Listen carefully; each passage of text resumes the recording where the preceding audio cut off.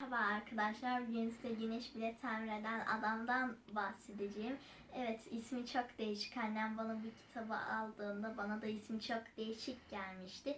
Ve hiç yakın yazdığı güzel bir kitap. Ben de bu kitabı çok sevdim.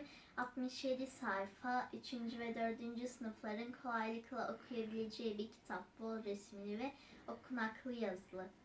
Size arkadaki özeti okumak istiyorum. Adanın ciğercisi Muammer Bey çok iddiacı ve alıngan biridir.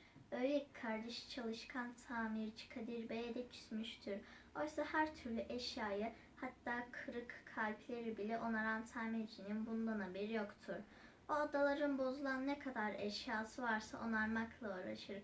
Eskileri değerlidir. Eşyaların geçmişini anlatır durur. Ancak beyaz eşya satıcısı nalbur kazançlarına engel olan tamirciden hiç hoşlanmazlar.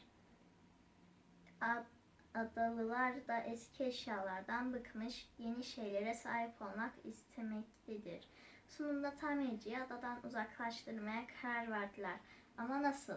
Ben size küçük bir kopya vereyim. Tamirciyi adadan uzaklaştırmak için birlikte para toplayıp onu bir tane tatile gönderiyorlar. Bir dahaki videoda görüşmek üzere.